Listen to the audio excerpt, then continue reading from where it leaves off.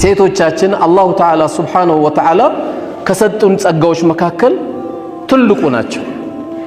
ብዙዎቻችን እንግዲህ ቁርአን አክትመናል። ሱረቱል ሪጃል የሚባል የለም 30 ጁዝ ውስጥ ሱረቱል ሪጃል የሚል የለም። የወንዶች አንቀጽ የሚባል የሚጠራ የለም።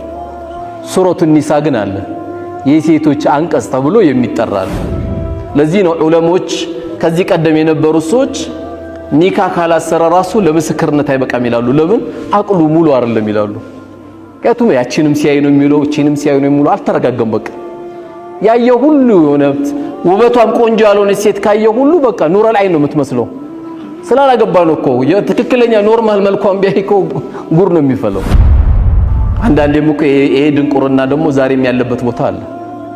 ሚስቱን የሚያኮርፋለ ምን ሆንክ ሲባል ባካውንም ሴት ወለደች ይላል።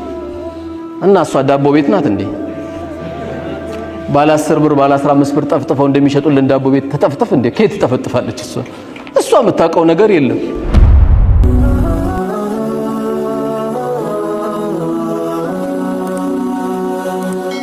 ሰብስክራይብ በማድረግ ቤተሰብ ይሁኑ። በመጀመሪያ ሰላም አለይኩም ወራህመቱላሂ ወበረካቱ። እንግዲህ የዛሬው አርስቱን በራፍ ላይ እንዳያችሁት ወለይሰ ዘከሩ ከልኡንሳ ይላል። ይህን ንግግር የተናገረችው የእናታችን መርየም ወይም ማርያም አላህ ሰላሙን ያወርድባትና የሷ እናት ነበረች። ማርያምን ወይም መርየምን ያረገዘችው እናት ምኞቷ የነበረው ወንድ ልጅ እንዲወለድላት ነበረ። ነገር ግን የተወለደችው መርየም ስትሆን ወኢኒ ሰመይቱሃ መርየም ብላ እናትየው ስም አወጣችላት። በቃ እኔ መርየም ብያታለሁ ልጄም ብላ ስም አወጣችላት። እናትየው ግን የተናገረችው ወለይዘ ዘከሩ ከልኡንሳ እንደው አላህ እንዲያገለግል ነበር የፈለኩት፣ ወደ ፈጣሪውን የሚያገለግል ባሪያ እንዲሆን ፈለኩኝ፣ ነገር ግን አልሆነልኝም ማለችና ወለይሰ ዘከሩ ከልኡንሳ አለች። ሴት ልጅ እንደ ወንድ ልጅ አይደለም ማለች። ነገር ግን ያው መርየም ማናት የሚለው ግን እናትየው ብቻ እንደጠረጠረችው ሳይሆን ከምንም በላይ የምድራችን ሞዴል ተብላ የምትጠራው በተለይ ለሙስሊሙም የሆነ ነን ሙስሊም ለሆነ ሁሉ ትልቅ ምሳሌ የምትባለው እናታችን መርየም ወይም የኢየሱስ ወይም የኢሳ አለይሂ ሰላም እናት የሆነችው እሷ ናት። እንግዲህ እናነሳዋለን። እንግዲህ ዛሬ ይሄን አርስት መነሻ ቢደረግም ዋናው ግን አርስቱ የሴቶቻችን ጸጋነት፣ ሴቶቻችን አላሁ ተዓላ ሱብሓነሁ ወተዓላ ከሰጡን ጸጋዎች መካከል ትልቁ ናቸው። ብዙዎቻችን እንግዲህ ቁርአን አክትመናል። ሱረቱል ሪጃል የሚባል የለም 30 ጁዝ ውስጥ ሱረቱል ሪጃል የሚል የለም። የወንዶች አንቀጽ የሚባል የሚጠራ የለም። ሱረቱን ኒሳ ግን አለ፣ የሴቶች አንቀጽ ተብሎ የሚጠራ አለ። ይሄም ሳይበቃ ደግሞ ሱረቱል መርየም ተብሎ ደግሞ በተጨማሪ በእናታችን መርየም ወይም ማርያም ረጅም አያ አሁን ልክ ወንድሜ እንዳስታወሰው ወዝኩር ፊል ኪታብ መርየም ብሎ እንደጀመረው ስለ መርየም ያለችውን አስታውስ ብሎ የጀመረው የቀራው ወንድሜ አያ ረጅም ስለሷ ታሪክ ሱረቱል መርየም ተብሎ በሷ ተሰይሞላት። ሶስተኛ ደግሞ ሴትነት ምን ያህል ኢስላም እንዳጋጠው ሌላ መገለጫው ሱረቱል ሙጃደላ። ሱረቱል ሙጃደላ የወረደው በማን ነው? ኸውለት ቢንቱ ሳለባ የተባለች ሰሃባ ናት። ኸውለት ቢንቱ ሳለባ የተባለች ሰሃቢት ሴት ናት። እቺ ሴት ባሏ አንድ ንግግር ተናገራት። አንቺ ጀርባዬ ነሽ፣ ያው ሚስቴ አይደለሽም የሚል ነገር ሲናገራት ባሌ እንዲህ ተናግሮኛል ተፈትቻለሁ ወይ ብሏ ለነብዩ አለይሂ ሰላቱ ወሰለም ሄዳ ስጠይቅ ተፈተሻል ይሏታል። ትደግማለች፣ ተፈተሻል ይሏታል። ትደግማለች፣ ተፈተሻል ይሏታል። በዚህን ጊዜ እሷ በጣም ተጨነቀች። በቃ እንግዲህ እኔ የምትፈልገው ሌላ መልስ ስለሆነ እኔ በቃ ወደ ጌታዬ ስሞታዬን አሰማለሁ ከሱ መልስ ጠብቃለሁ ብላ ዱዓ አደረገች። እሷ ይሄን ዱዓ ስታደርግ ሹፉ ትልቅ ሴት ናት ወይም አረጋያን ብለን የምንጠራት ናት። ነገር ግን ሴትነቷን አላህ ሱብሓነሁ ወተዓላ አላሰነሳት። በዚች ስትዮ ቁርአን ወይም አንቀጽ ወረደ። ምን የሚል ቀድ ሰሚዐ አላሁ ቀውለ ለቲ ቱጃዲሉከ ፊ ዘውጂሃ፣ በባሏ ጉዳይ ተመላልሳ የምትጠይቅ የነበረችው ሴት አላህ ሰምቷታል። አላህ እንቅስቃሴዋን ጥያቄዋን ሰምቷታል።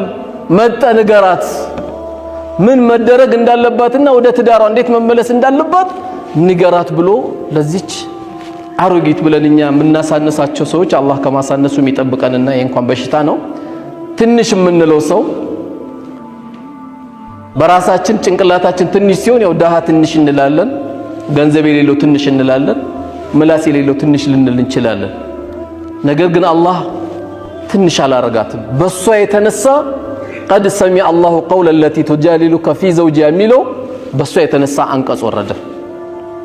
እንግዲህ የሴቶቻችን አላህ የሰጣቸው ትልልቅ ጸጋዎች ነው የምናወራው። ሌላው ደግሞ ሴቶቻችን በጃሂልያ በቀድሞ የድንቁርና ዘመን ጊዜ 50 የሚያገቧቸው ነበሩ፣ 90 የሚያገቧቸው ነበሩ።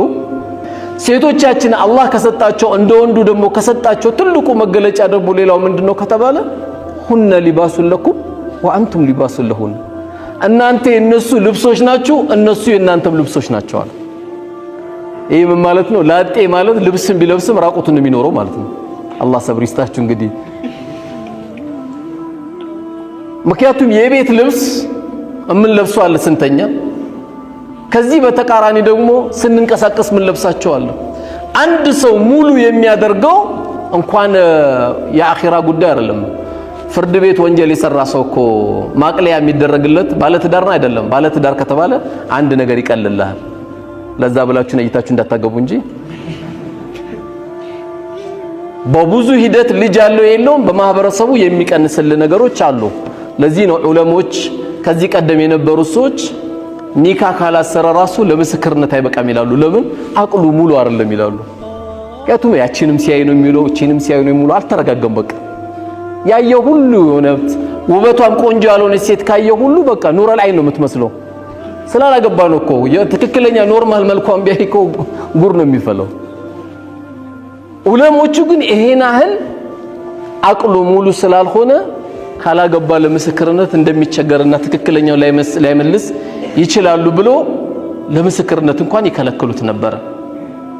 ሴቶቻችን ሌላ አላህ Subhanahu Wa Ta'ala ከሰጣቸው ትልቁ ጸጋ ደግሞ ምንድነው? ወንዶች መልካም ነገር በሚሰሩበት አጅር ሴቶችም ያገኛሉ። من عمل صالحا من ذكر أو أنثى وهو مؤمن فلنحيينه حياة طيبة መልካም የሰራ ወንድ መልካም የሰራ ሴት አላህ መልካም የሆነ ኑሮ በዱንያ ላይ እናኖራቸዋለን። ወለነጅዚየነሁም አህሰኑ ማ ካኑ ያዕመሉን፣ በሰሩት መልካም ስራ ደግሞ ነገው መልቂያማ ምን እናረጋቸዋለን? እንመነዳቸዋለን ይላሉ። ወንዶች የሰሩት መልካም ስራ ሴቶችም ያገኙታል። እንግዲህ ኢስላም ከምንም በላይ ከሰጣት ደግሞ ሌላ ትልቁ ነገር ያው ሁሎቻችን በዚህ ጋር ያለነው ድንገት 1000 ሴቶች ሊያዳምጡ ይችላሉ። አሁን ውስጥ 10 ሴቶችም ሊያዳምጡ ይችላሉ። ደስ የሚለው ግን እዚህ ውስጥ ያለው ሁሉ ከሴት ጋር ነው የሚኖረው። ወይ ከናቱ ወይ ከሚስቱ ወይ ከእህቱ ነው የሚኖረው። ሁላችንም ከነሱ ጋር ስለምንገናኝ ይሄ ትልቁ ወሳኝ ነገር ነው። ሌላው ሴት ልጅ በእስላም እንኳን ልትወርስ ይቀርና ትላንትና እንኳን ልትወርስ ይቀርና ሰውናት ሰው አይደለችም ነበር የተባለችው። በድንቁርናው ዘመን እዚህ ደረጃ ነበር የሚያደርሷት። የፈለገ ሰው በፈለገው ሰዓት ግንኙነት ያደርጋት ነበር። ነገር ግን ኢስላም ከሰጣት ደግሞ ትልቁ ጸጋ ሴት ልጅ የአባቷን ውርስ እንድትወርስ ፈቀደላት። የአባቷን ውርስ እንድትወርስ ከሰጣት ጸጋ አንዱ ኢስላም ይሄንን ነው። ትላንት የደንቆሮ ዘመን ጊዜ ደግሞ በጣም የሚገርማችሁ ትላንት ያጨለማ ዘመን ጊዜ ደግሞ በጣም የሚያሳዝነው አንድ አባት ወኢዛ ቡሽረ አሐዱሁም ቢልኡንሳ እንኳን ደስ አለ ማሻአላህ ኮንግራ ብለናል ባለቤት እኮ ሴት ልጅ ወለደችለት ሲባል ዘለ ወጅሁ ሙስወደን ፊቱ ጭምድድ ኩምትር ይል ነበር። ለምን? ሴት ልጅ ስለተወለደለት። አንዳንዴም እኮ ይሄ ድንቁርና ደግሞ ዛሬም ያለበት ቦታ አለ። ሚስቱን የሚያኮርፋለ ምን ሆንክ ሲባል ባካውንም ሴት ወለደች ይላል። እና እሷ ዳቦ ቤት ናት እንዴ? ባለ 10 ብር ባለ 15 ብር ጠፍጥፈው እንደሚሸጡልን ዳቦ ቤት ተጠፍጥፍ እንዴ? ከየት ተጠፈጥፋለች እሷ? እሷ የምታውቀው ነገር የለም። እንደው የሰው ልጅ እኮ ጥጋቡ በጣም ይገርማል። አንዳንዱ ሴት በዛብኝ ይላል፣ አንዳንዱ ወንድ በዛብኝ ይላል፣ አንዳንዱ ደግሞ አዳር ያለቅሳል። ያ ረቢ አንድ ልጅ ከከለከልከኝ 10 ዓመት ሆነ ብሎ ደግሞ የሚያለቅሳል። አንድ ልጅን ፈልጎ ደግሞ ታይላንድ ድረስ፣ ግብጽ ድረስ፣ ህንድ ድረስ ደግሞ የሚሄዳል አንድ ልጅ አጥቶ። ጥጋባችን ለዚህ ነው እኮ አላህ ወለው በሰጠላሁ ሪዝቀን ሊኢባዲሂ ለበገዋል። የሰው ልጅ እንደው ርዝቄን ባዘንብለት አለ ጥጋቡ አይቻልም ማለት ጥጋቡ አይቻልም ማለት በቃ ደሃን ሁሉ ይረግጥ ነበር። ደሃን ሁሉ በመኪና ነው የሚገጨው። እዚህ ደሃ አልፈልግም፣ እዚህ ሰፈር ደሃ በዛ ይልሃል። አላህ ቢያዘንብለት አትችለውም። ኢላ መን ረሒመ ረቢ አላህ ያዘነለት ወንድሜ ካልሆነ በስተቀር አላህ ያዘነለት እህቴ ካልሆነች በስተቀር ርዝቁን አላህ ሲያዘንብለት የሰው ልጅ አይቻልም። ለዚህ ነው እኮ አላህ ያዘብን እኮ ቢሰጠን ስለማንችል። ለምን? ከአላህ የበለጠ እውነተኛ ተናጋሪ ስለሌለ። ትላንት ይሄ ነገር ሲነገረው ሁለት ነገር ነው የሚያስበው። ባለቤቴ ሴት ወለደች፣ ሁለት ነገር ያስባል። አንደኛ ልቅበራት ወይስ ልደብቃት? ምን ብዬ ነው እኔ ሴት ልጅ ተወለደልኝ ተብሎ መንደር ላይ የሚወራልኝ ይላል። አላህ ምን አለ?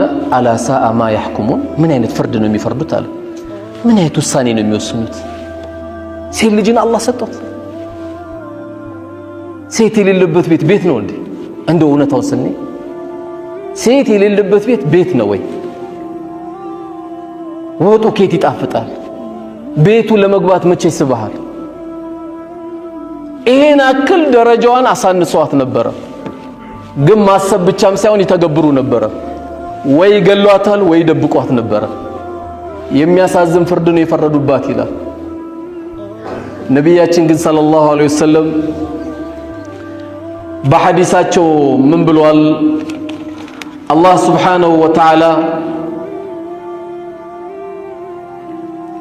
ሶስት ሴቶችን የሰጠው ወይም ሁለት ሴቶችን የሰጠው ወይም ሁለት እህቶቹን የተንከባከበ በጥሩ ተርቢያ ያሳደገ ሰው አላህ ለዚህ ሰው ምን አዘጋጅቶለታል አሉ? በእነሱ ምክንያት ጀነት የሚገባ ወይም የገባ ቢሆን እንጂ አሉ።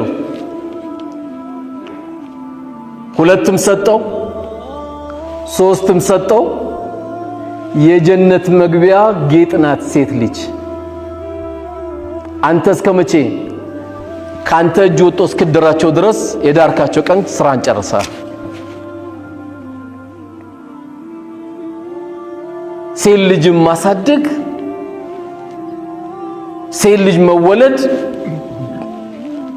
ከማንም በላይ ለአባት ተጨናቂ፣ ለቤተሰብ ተጨናቂ፣ ለሁሉ ተጨናቂ ሴቶች ናቸው። ወንድ እንደውም ትንሽ ጠንከር ይላል። በእነዚህ ሁለቱ ሴቶች የተነሳ አላህ ጀነት ግባ ቢለው እንጂ አላህ ጀነት ቢያስገባው እንጂ ወይም አላህ ጀነት ይሄ ሰው ያስገባው ቢሆን እንጂ ሌላ አጅር የለውም። ሁለትም ሶስት። እንግዲህ አላህ ሱብሓነሁ ወተዓላ ሴት የሌላችሁ የሐዲስ ያጓጓል። አላህ ሴቱን ይስጣችሁ። የዛሬው አዳርም አላህ መልካም ያርገላችሁ። ከዛሬውና ቢጀምረው ሁሉም ነገር ሴቶቹ ከሌሉ ከዛሬ ይጀምራል ስራው። ሰበብያ ይፈልግ የለ ሰበቡ ምናምን አላህ ያድርገን። ያለን ደግሞ ሰዎች ተንከባክበን ማሳደግ ያስፈልጋል። በዱንያ ላይ ትልልቅ ሴቶችን አላህ ጠራለን። እነዚህ ትልልቅ ሴቶች ሁሉንም ማውራት በዚህ ሰዓት አይቻልም፣ ሌሎቹ ነጥብ ስለሚያመልጡ። ከነዚህ መካከል ሶስት ሴቶች አጠር አድርጌ ለመንገር፣ የመጀመሪያው የፊርዓውን ሚስት ናት። እናታችን አሲያ ትባላለች። ትዳሩን ገባችበት፣ አመነችበት። የባሏ አምባገነን ግን ጀነት እንደማያገኝ አወቀች። የቤተ መንግስት ኑሮ አልጣማት። የአባይ ውሃ በግቢዋ ላይ መዞሩ አልጣማት። ግሪን የሆኑ አስገራሚ አታክልቶች ግቢዋ ላይ መኖሩ አልጣማት። አስገራሚ ወታደሮች መኖራቱ አልጣማትም። ይቅርብኝ ከእንደዚህ አይነት ባላለች። ለምን? ታርጌቱ ጀነት ስለሆነ ሙእሚን።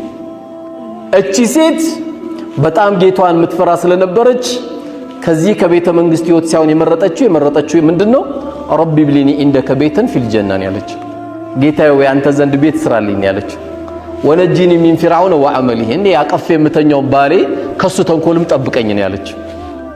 ወነጂኒ ሚን القوم الظالمين ከሱ ጋር ማብሮ ካሉ በደለኞች ባንተ ተጠበቃለሁ ነበር ያለች። ምን ፈልጋ? ጀነት ነው። ሁለተኛዋ ሴት ደግሞ እናታችን መርየም ናት ወይም ማርያም ናት። አላህ ሰላሙን ያወርድባትና ምርጥ ሴት። እኔ በጣም የሚገርመኝ ሙስሊም ሴት መሆኑ የሌላ እምነት ተከታይ ማርያምን በደንብ ማወቅ አለባቸው። አንድ ቀን ሚስከርት ለብሳ አታውቅም። አንድ ቀን ማርያም ሱሪ ለብሳ አታውቅም። አንድ ቀን ደረቷን ከፍታ አታውቅም። ስትናገር አሁን ሲቀራ ከሰማችሁ ወለም የምሰስኒ በሸር ነው ያለችው። አንቺ መርየም አንቺ አረገሽ ብሎ ወረኞች መጥቶ ሲመጣ አረኛ አንድ ወንድ እንዲህ ያልነካኝ ሲሆን ጌታዬ እንዴት አረግዛለሁ እንዴት እሶናለሁ ብላ ተጨነቀች። ጥቡቅ የሆነ ሴት ብታረግዝ ዝም ብላ ያስደነግጣል። በጣም ደንግጣለች መርየም። አንድ ወንድ ነክቶኝ ያልነበርኩ ሴት ነኝ እኮ እያለች ነው ያለችው። መውደድ ማለት በምላስ አይደለም። በተለይ የኛ ሀገር የትኛውም እምነት መርየምን አለይሂ ሰላም ወይ ማርያምን ይወዳታል። መውደድ ማለት ግን ምንድነው ከተባለ በተግባር ሆኖ መገኘት። ተግባር ላይ ያለ ነው ሲባል በጣም ከባድ ነው።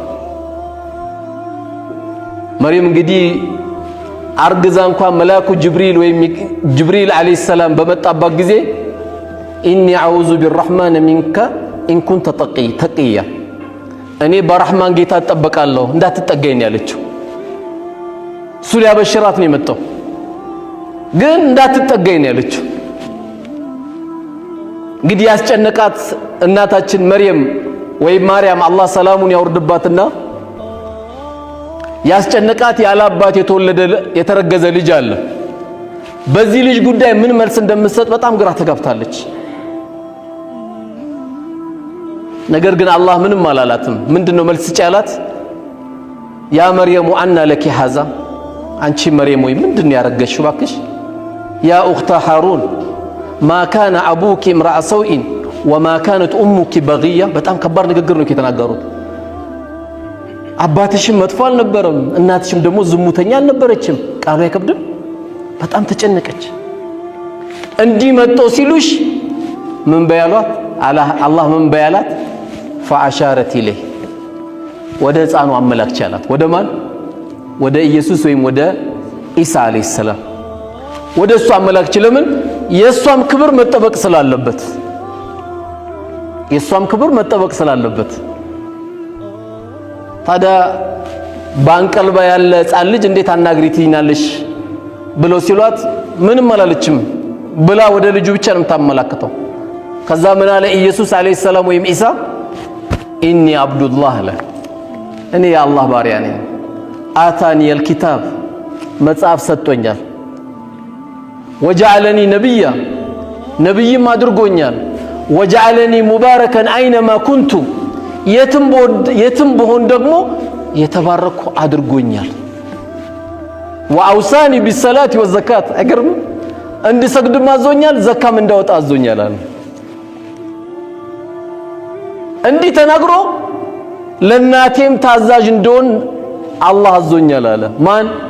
ኢየሱስ አለይሂ ሰላም ወይም ኢሳ ነብይነቱን አረጋገጠ፣ መጽሐፍ እንደተሰጠው አረጋገጠ፣ ቤቱም ቦታ የተባረከ እንደሆነ አረጋገጠ፣ ሰላት መስገድ እንዳለበት አረጋገጠ፣ ዘካ ማውጣት እንዳለበት አረጋገጠ። ይህን ንግግር ኢሳ አለይሂ ሰላም ተናገረ፣ በልጅነቱ ተናገረ። ማን ከወሬ ዳነ? ማን ከወሬ ዳነ? መርየም ዳነች። አላህ ክብሯን ጠበቀላት።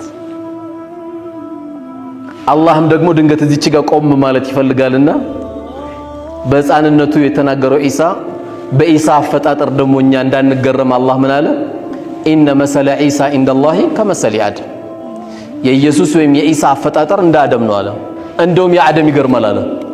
ኸለቀሁ ሚን ቱራብ ከአፈር ፈጠረው፣ ثم قال له كن فيكون ሰው ሆነ አለው ሰው ሆነ የአደም ነው እንደም የበለጠ የሚያጅበው ቢያንስ አባቱ አልታወቀም አላሁም ባለው ነውና የተፈጠረው ኢሳ አለይሂ ሰላም ቢያንስ ግን ከሴት ወድ ውስጥ ነው የወጣው አላህ ያፈጣጠር ጉዳይ እንዳይገርማችሁ ለመገረም ከሆነ የማን ይገርማል አለ የአባታችን አደም አለይሂ ሰላም የዛ አፈጣጠር የበለጠ ይገርማል አለ ያው ብዙን ጊዜ ሌሎች የሚሉት ያው የኢሳን አፈጣጠር ይነግሩናል ያው ሙስሊሙ ግን ቀድሞም አላሁ ተዓላ በተከበረው ቃል ይሄንን ነግሮታል እቺ ምርጥ ሴት የነበረችው መርየም ወይም ማርያም መንገድ ላይ ጎረምሶችን የምታስደነግጥ አልነበረም አለባበሷ በጣም ጥቡቅ ሴት ነበረች ምክንያቱም ይሄ ፕሮግራም ዓለም ላይ የሚታይ ፕሮግራም ስለሆነ ማፍቀርና መሆን አጅሩ አንድ አይደለም ትክክለኛ የምትለብሰው የነበረው ልብስ አላህ የፈቀደላት አውራቷን የምትሸፍን ጥቡቅ ሴት የነበረች ብትኖር መርየም ናት አለይሂ ሰላም እቺ ሴት ዱንያ ላይ ጀነት ከተመሰከረላቸው መካከል አንዷ ማን ሆነች መርየም ወይም ማርያም ሆነች የኢየሱስ ወይም የኢሳ አለይሂ ሰላም አላህ ሰላሙ ያወርድባቸውና በሁለቱም ይሄንን ደረጃ በዱንያ ላይ ሰጧቸው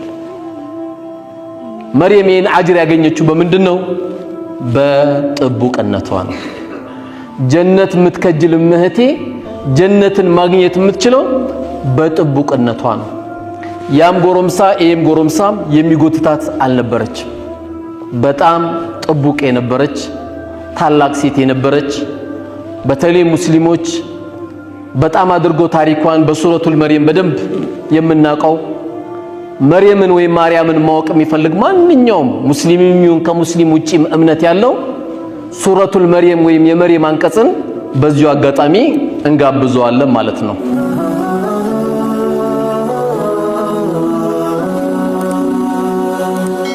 ሰብስክራይብ በማድረግ ቤተሰብ ይሁኑ